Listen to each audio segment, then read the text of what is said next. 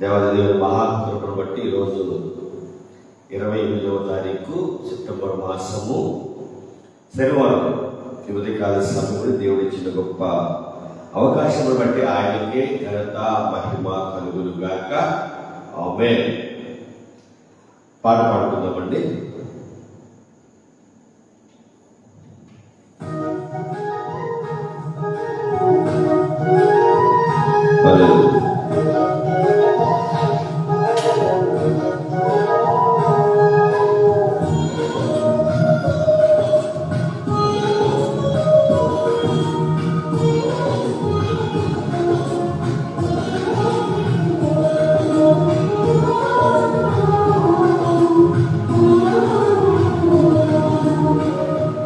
నీవు లేని చోటేది యేసయ్యా, నీ దారినముండాలేనయ్యా. నీవు చూడని స్థలమేది యేసయ్యా, కలువరువై నీవుండాలేనయ్యా. నీవు లేని చోటేది యేసయ్యా, నీ దారినముండాలేనయ్యా. నీవు చూడని స్థలమేది యేసయ్యా, కలువరువై నీవుండాలేనయ్యా. నీవు వినని మనవేది యేసయ్యా, నీవు తీర్చని బాలేది యేసయ్యా. నీవు వినని మనవేది యేసయ్యా, నీవు తీర్చని బాలేది యేసయ్యా. నీవుంటే నా వెంటే అదే చాలయ్యా, నీవుంటే నా వెంటే అదే చాలయ్యా. నీవుంటే నా వెంటే అదే చాలయ్యా, నీవుంటే నా వెంటే అదే చాలయ్యా. నీవు లేని చోటేది యేసయ్యా, నీరు దారు ఉండాలేనయ్యా.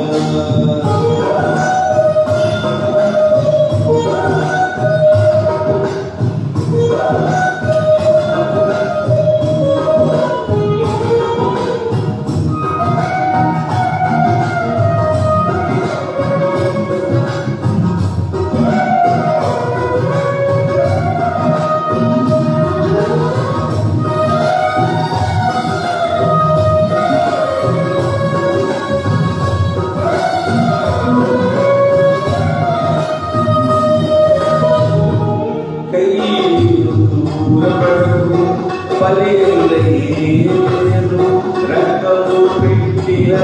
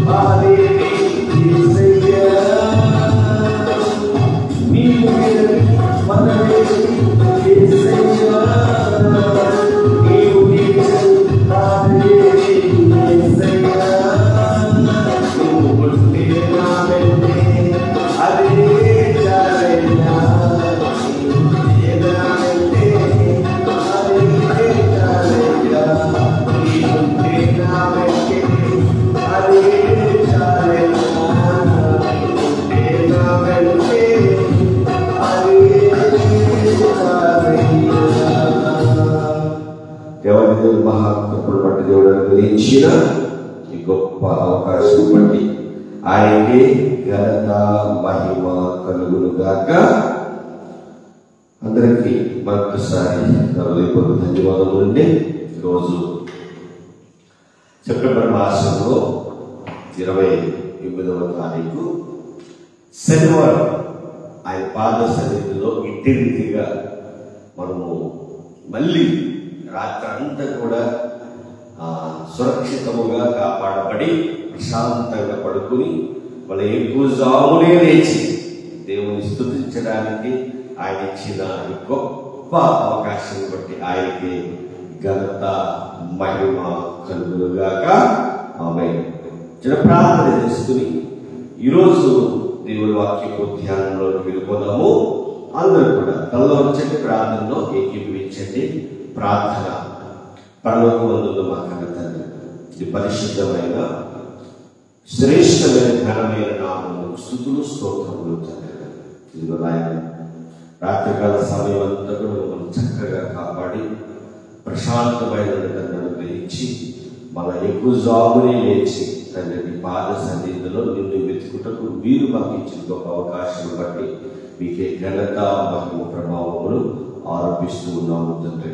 అయ్యా ఇదిగో నాయన, మరి ముఖ్యంగా విదేశాల్లో ఉన్న ఈ బిడ్డలు క్రీస్తు స్వర ప్రార్థన గ్రూపులో ఉన్నవారు, ఎక్కువనే దేవుని పరిచయలో ఉన్నవారు, అలాగే మహిమగల క్రీస్తు ప్రార్థన మందిరంలో ఉన్నవారు అందరినీ నీ వాక్యమును సరిగా విభజించి ఉపదేశిస్తూ వాక్యానుసారంగా బ్రతుకుతూ నీ నామాన్ని గణపరిచే వారందరి కుటుంబాన్ని దీవించండి, ఆశీర్వదించండి. వారి బిడ్డలు దీవించండి, ఆశీర్వదించండి. చదువుతున్న ఎవరిస్తున్న జ్ఞాపకం చేసుకోండి, వారు దీవించండి, ఆశీర్వదించండి. అలాగే ఆకలితో ఉన్న వారికి ఆహారమును, వస్త్రహీనతున్న వారికి వస్త్రములను, తండ్రి అనారోగ్యంతో బాధపడుతున్న వారికి బలహీనులు వారికి బలమును మీరే ఎవరి ద్వారా వారిని ప్రేరేపించి వారికి సహాయం పంపించమని ప్రార్థిస్తూ ప్రాధాన్యపడుతూ తండ్రి మీ వాక్యములు ధ్యానిస్తూ ఉండగా మీరు మాతో మాట్లాడడం బలపరిచి స్థిరపరచమని మా ప్రభుత్వంలో రాని ఉన్న యేసుక్రీస్తు వరకు నామమున ఈ ప్రార్థన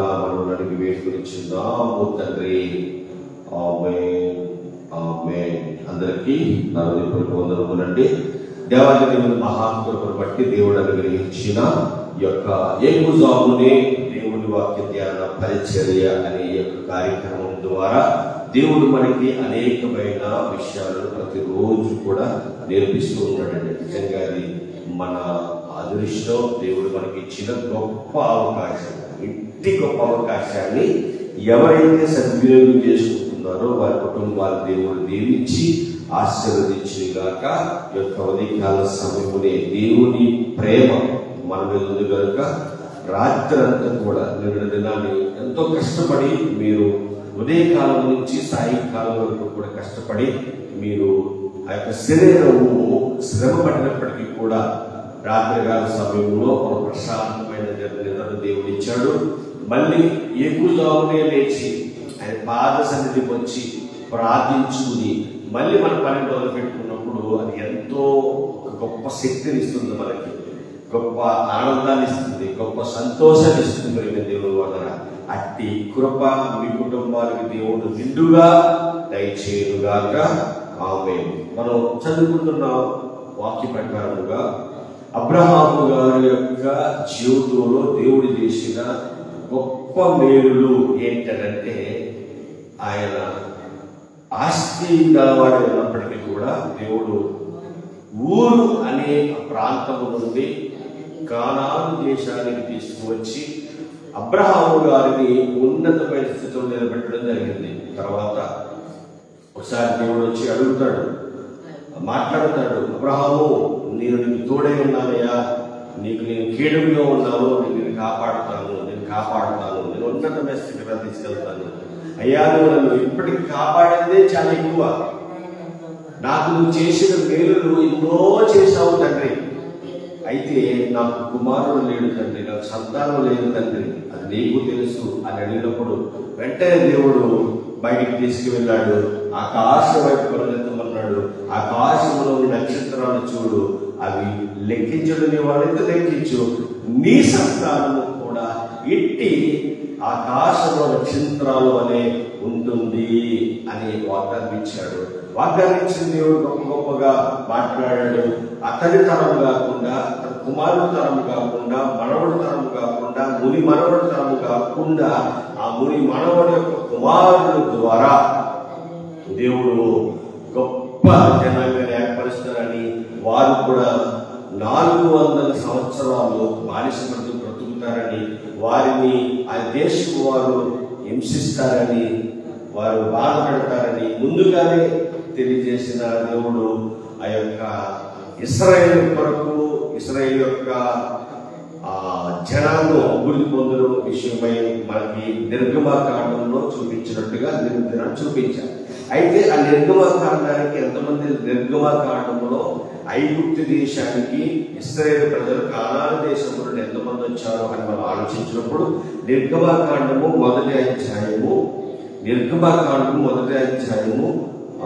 5వ వచనంలో మనకి తెలిసిన సందర్భాలు సార్ చూద్దాము.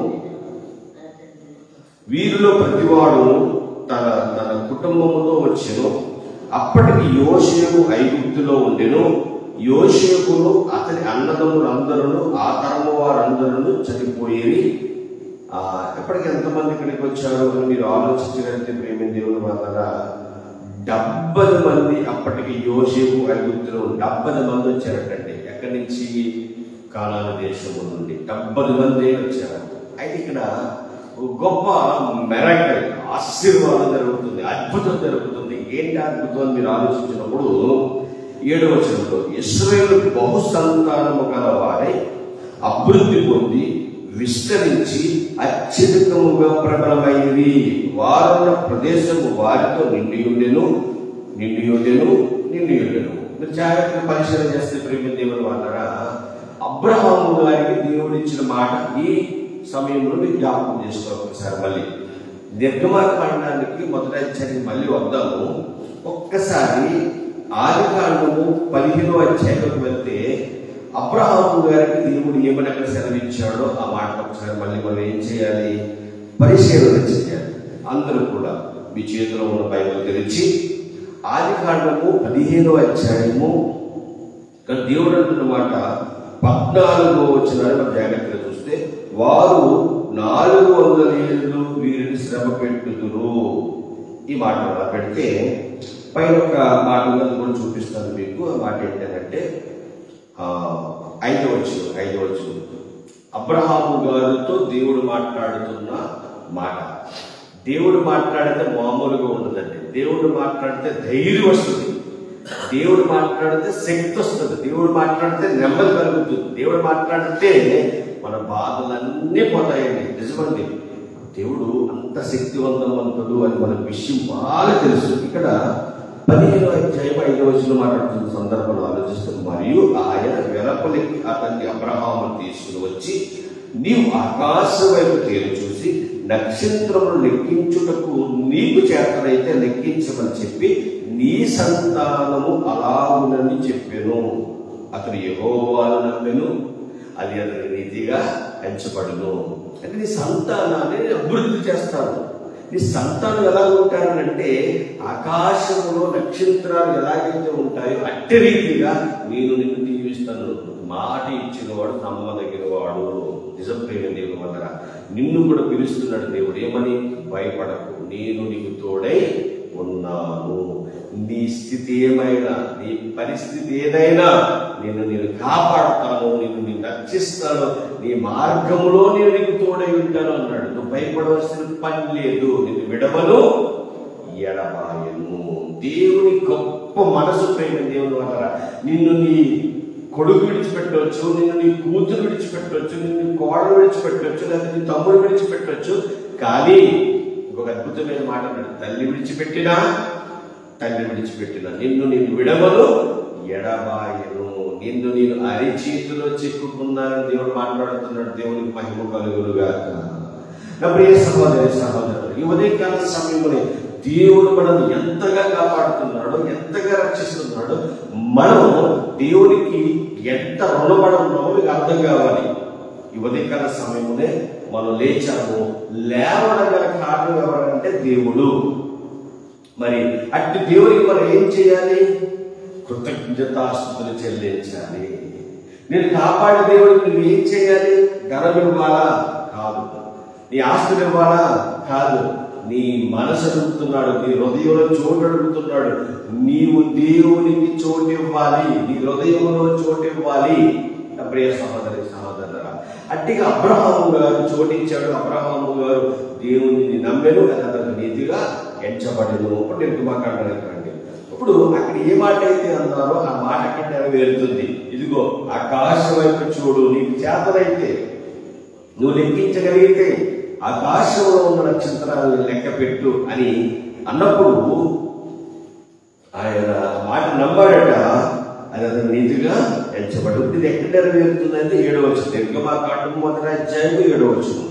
ఇశ్రాయేలు బహు సంతానము గలవారై అభివృద్ధి పొంది విస్తరించి అత్యధికముగా ప్రబలమాయి వారున్న ప్రదేశం వారితో నిండి ఉండేను. అంటే ఐగుప్తు దేశము ఎవరితో నిండి ఉందట? ఇశ్రాయేలు ప్రజలతో నిండిపోయింది. కారణం ఏంటంటే దేవుడు అబ్రహాము గారికి ఇచ్చిన వాగ్దానం. చూడండి, ఈ మాటలు చదువుతున్నప్పుడు మనకి చాలా విషయాలు అర్థమవుతుంది. దేవుడి గొప్పతనం, దేవుడి యొక్క విశేషం, దేవుడు ఎలా కాపాడుతాడు, ఉదయాన్ని నేను ఎలా లేవనెత్తుతున్నాడు, నీకు ఎలాంటి కార్యాలు చేస్తున్నాడు, ఎలాంటి అద్భుతాలు చేస్తున్నాడు, ఇవన్నీ మనం ఆలోచించినప్పుడు ప్రేమ దేవుని వల్ల దేవుని గొప్పతనం ఏంటో మనకు తెలుస్తుంది. ఇక్కడ కూడా మీరు ఆలోచించండి. ఈ నిర్గమకాండంలో అబ్రహాము గారికి ఆది కాండంలో దేవుడిచ్చిన ఆ వాగ్దానం నెరవేరుతుంది ప్రేమ దేవుని వల్ల నెరవేరుతుంది. ఇక్కడ చెబుతున్న మాట ఏంటంటే, ఇదిగో వారు అనేక జనములుగా అభివృద్ధి పొంది ఒక ఉన్నతమైన లోకానికి వెళ్ళడానికి రెడీ అవుతున్నట్టుగా మనకి కనిపిస్తుంది. అయితే ప్రేమ దేవుని వల్ల వీళ్ళు ఎప్పుడైతే అభివృద్ధి పొందుతున్నారో, ఎప్పుడైతే గొప్పవారిగా మారుతున్నారో, ఎప్పుడైతే ఆ జనాలు ఆ ప్రదేశం అంతా నిండిపోతున్నారో, అక్కడ ఉన్న రాజుగారికి, ఐగుప్తులో ఉన్న రాజుగారికి భయం వేసిందండి. భయం వేసి ఏం చేస్తున్నారు మీరు జాగ్రత్తగా ఆలోచించగలిగితే ప్రేమ దేవుడు వల్ల 8వ వచనాన్ని మీరు జాగ్రత్తగా పరిశీలన చేయగలిగితే, అప్పుడు యోసేపును ఎరగని కొత్త రాజు ఐగుప్తును ఏలారంభించును. అతడు తన జనులతో ఇట్లా, అంటే రాజుగారు వారి యొక్క జనలతో, వారితో పాటు ఉన్న వారితో మాట్లాడుతున్న మాట ఏంటంటే ఇదిగో అతడు, ఇదిగో ఇశ్రాయేలు సంతతి అయిన ఈ జనము ఎలా ఉన్నారయ్యా అని మీరు ఆలోచించినప్పుడు ప్రేమ దేవుని వల్ల అత్యధికముగా ఉన్నారట, గొప్పగా విస్తరిస్తున్నారు అని వాళ్ళ జరుగుతూ చెప్పి ఏమంటున్నాడంటే, వారు విస్తరించుకున్నట్లు. ఎందుకు విస్తరించుకున్నట్లు అంటే, అతడు తన జనులతో ఇట్లా, ఇదిగో ఇశ్రాయేలు సంతానమైన ఈ జనము మనకంటే ఏం చేస్తున్నారట, మనకంటే విస్తారముగాను బలిష్టముగాను ఉన్నది, అంటే బాగా ఉన్నది అనమాట. తర్వాత వారు విస్తరించుకున్నట్లు మనం వారి యుక్తిగా జరిగిందుము. రండి, లీడియన యుద్ధము కలిగినప్పుడు కూడా మన శత్రువులలో చేరి మనకు విరోధముగా యుద్ధము చేసి ఈ దేశములో నుండి వెళ్ళిపోతురేమో అని. కాబట్టి వారి మీద పెట్టిన భారములలో వారిని శ్రమ పెట్టుటకు, వెట్టి పనులు చేయించు అధికారులను వారి మీద నియమింపగా, వారు కొరకు ధాన్యాలను నిలవ చేయు సీతోను రామేశును పట్టణములు కట్టిరి. అయినను ఐగుప్తులు వారిని శ్రమ పెట్టే కొద్ది వారు విస్తరించి ప్రబలమైన కనుక వారు ఇశ్రాయేలు ఎడల అసహ్యపడిరి. ఇశ్రాయేలు చేత ఐగుప్తులు కఠినముగా సేవ చేయించుకునేది, వారు ఇశ్రాయేలు చేత చేయించుకున్న ప్రతి పని కఠినముగా ఉండేది. వారి జిగటి మన్ను పనిలోను, ఇటుకల పనిలోను, పొలములు చేతి పనిలోను కఠినముగా సేవ చేయించి వారి ప్రాణములను విసిగించిరి. వీళ్ళకి శ్రమ కలుగుతుంది. చెప్పాడు కదా, ఆది కాండ 15 శ్రమ కలుగుతుంది. అప్పుడు చూడ 15 వచ్చింది. మరియు ఐగుప్తు రాజు కొన్ని నియమాలు ప్రకటించి అక్కడ మగపిల్లవాళ్ళు పుడితే వాళ్ళని చంపమని ఆర్డర్ ఇచ్చేసాడు. అంటే అక్కడ వధ జరుగుతుంది, చంటి పిల్లల్ని చంపేయాలని వధ జరుగుతుంది.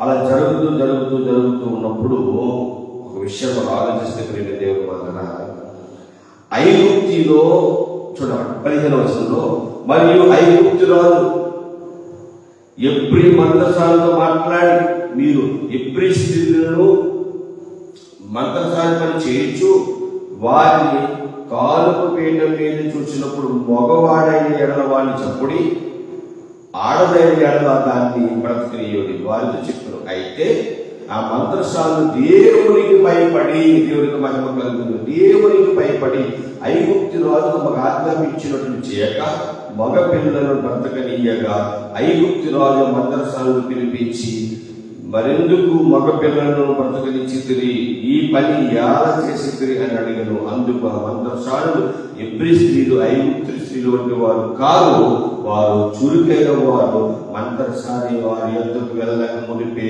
వారు ప్రసవించి ఉందిరని వారితో చెప్పుడు. దేవుడు ఆ మంత్రసానులకు మేలు చేసెను, ఆ జనము విస్తరించి మిక్కిలి ప్రబలమాయను. దేవుని మాట ఎవరు ఆపుదామన్న ఆగదు, ఎవరు ఆపేద్దామన్న ఆగదు. ఇది ఆపడానికి కారణం ఎవరంటే అపవాది. నువ్వు దేవుడితో గొప్పగా సహవాసం చేసుకుంటూ ముందు కొనసాగుతున్నప్పుడు ఆపడానికి సిద్ధంగా ఉంటాడు అపవాది. ఇక్కడ అపవాది గారి పని జరుగుతుంది. ఈ యొక్క ఐగుప్తిలో ఇశ్రాయేలు ప్రజలు ప్రబలమవుతుంటే ఆ యొక్క ప్రబలమవుతున్న వారిని చంపించాలని, వాళ్ళని అక్కడే నాశనం చేయాలని అపవాది గారు పర్వరాజు ప్రేరేపించాడు. చంపడానికి ప్రయత్నం చేస్తున్నాడు. అందుకే వాళ్ళకి హింసలు, శ్రమలు పెడుతున్నాడు, అపవాది పెట్టిస్తున్నాడు. మరి దేవుడు చూస్తూ ఉంటాడా? నీకు శ్రమ వచ్చింది, దేవుడు ఊరుకుని ఉంటాడా? ఆలోచించింది ఈరోజు. దేవుడు మాట్లాడుతున్న మాట, నువ్వు భయపడకు, నేను నీకు తోడై ఉన్నాను. కాబట్టి ప్రేమ దేవుడు వల్ల నువ్వు ఏ విషయం భయపడకు. దేవుడు ఐగుప్తిలో ఇశ్రాయేలును ఎలా కాపాడాడో ఈ కాలంలో, ఈ లోకంలో నిన్ను కూడా దేవుడు అలాగే కాపాడుతాడు. మరి ఎలా కాపాడాడో రేపు ఉదయకాల సమయంలో వాక్యాన్ని ధ్యానిద్దాము. భయపడద్దు, దేవుని యందు భయభక్తులు కలిగి బ్రతకండి. దేవుడు మిమ్మల్ని, మీ కుటుంబాన్ని దీవించి ఆశీర్వదించును గాక. ఆమేన్. కలవచ్చును ప్రార్థన చేద్దాం. ప్రార్థన. పరలోకమందున్న మా కన్న తండ్రి, మీ పరిశుద్ధమైన శ్రేష్టమైన ఘనమైన నామమును స్తుతులు స్తోత్రములు తండ్రి. మీ దేవా, మీరు ఇచ్చిన గొప్ప అవకాశం బట్టి మీకు స్తుతులు స్తోత్రములు చెల్లిస్తూ ఉన్నాను తండ్రి. మీకు దింపుకోకుండా చేసుకున్న మాకు దయచేయమని మా ప్రభుత్వంలో రాని యేసుక్రీస్తు వారిని